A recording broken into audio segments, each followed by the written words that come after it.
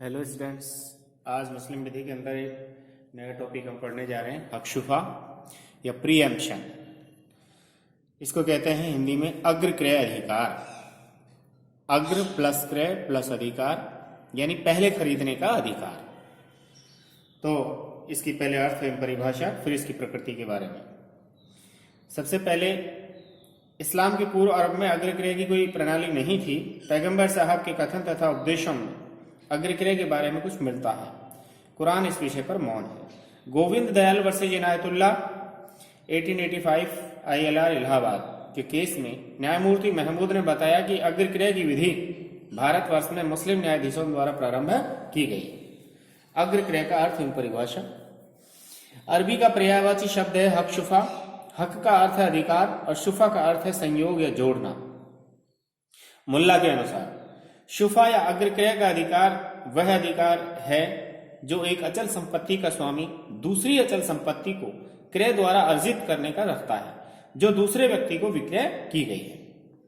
न्यायमूर्ति महमूद के अनुसार किसी अचल संपत्ति के शांतिपूर्ण उपभोग के लिए इस अचल संपत्ति के स्वामी का अपनी संपत्ति के अलावा किसी अन्य अचल संपत्ति पर उन्हीं निबंधनों पर जिन पर वह दूसरे व्यक्ति को बेची गई हो, क्रेता को प्रतिस्थापित करके मालिकाना कब्जा पाने का अधिकार है।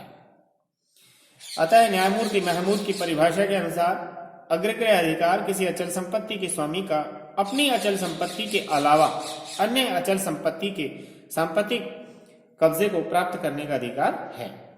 दूसरी बात, यह अधिकार किसी अचल संपत्ति के स्वामी को उस अचल संपत्ति के शांतिपूर्ण उपभोग के लिए प्रदान किया गया है। तीसरी बात, यह अधिकार क्रेता के स्थान पर प्राप्त किया जाता है जिसने दूसरी अचल संपत्ति को खरीद लिया है। चौथी बात, दूसरी संपत्ति पर कब्जा पाने का अधिकार उन्हीं शर्तों पर प्राप्त होता है जिन पर दूसरी अचल संपत्ति खरीदार को बेची गई है।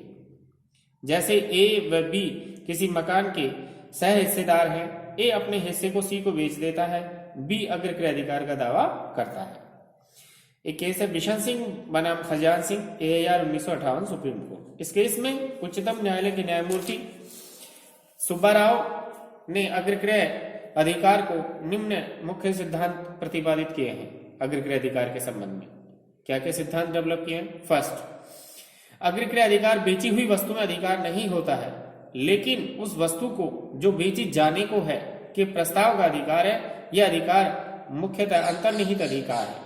सेकंड, अग्रक्रय अधिकार बेची हुई वस्तु का पीछा करने के लिए उपचारी अधिकार या गौण अधिकार है। तीसरी बात, यह प्रतिस्थापन का अधिकार है न कि पुनर्क्रय का अधिकार। नेक्स्ट, यह बेची हुई संपूर्ण संपत्ति प्राप्त करने का अधिकार है न कि उसके किसी अंश को। नेक्स्ट, अधिमान्यता अधिकार का सार है। वादी का अधिकार क्रेता प्रतिस्थापित किए व्यक्ति के अधिकार से अच्छा होता है।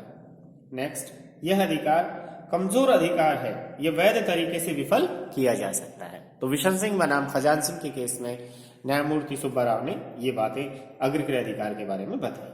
अब है अधिकार का उद्भव कब होता है। न्यायमूर्ति महमूद ने गोविंद दयाल वर्सेज इनायतुल्लाह के केस में टिप्पणी की कि विक्रय अग्रक्रय अधिकार की प्रसंगति होता है, यानी इंसिडेंट होता है, आवश्यक प्रसंगति होता है। यद्यपि इसका अस्तित्व विक्रय से पहले होता है। अग्रक्रय अधिकार स्पष्ट रूप से विक्रय के समय सामने आता है, इसलिए अग्रक्रय अधिकार प्रतिफल के लिए हस्तांतरण होता है। अग्रक्रय अधिकार के उद्भव संबंधी दो पहलू हैं। फर्स्ट, अग्रक्रय अधिकार सिर्फ विक्रय की अवस्था में उत्पन्न होता है। इसके लिए विक्रय की निम्नलिखित विशेषताएं या लक्षण होने चाहिए।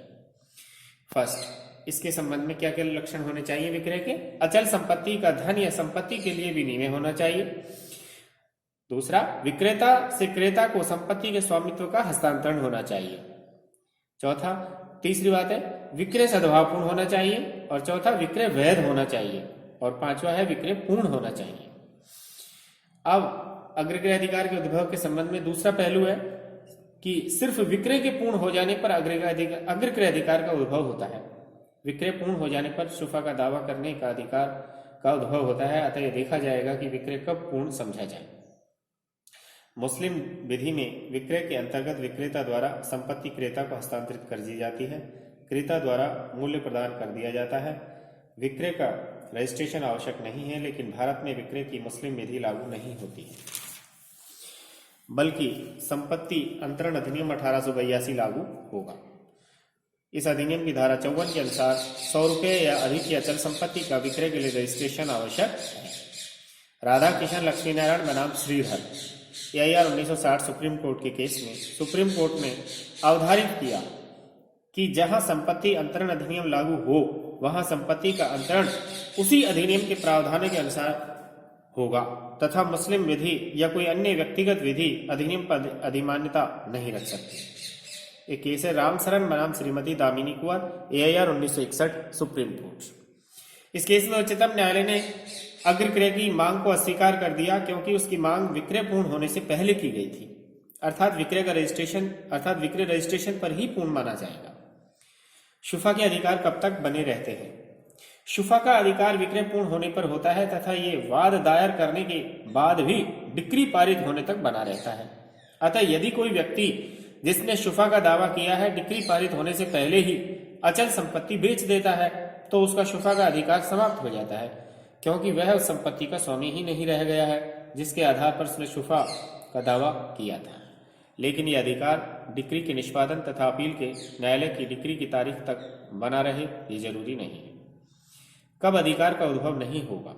निम्न परिस्थितियों में शुफा के अधिकार का उद्भव नहीं होगा: दान, सदका, वक्फ, उत्तराधिकार, वसीयती दान, पट्टा चाहे वह स्थायी हो, बंधक चाहे वह सशर्त विक्रय के रूप में हो, बंधक चाहे वह सशर्त विक्रय के रूप में हो, किंतु इस स्थिति में विक्रय होने पर हक शुफा का उदय होता है।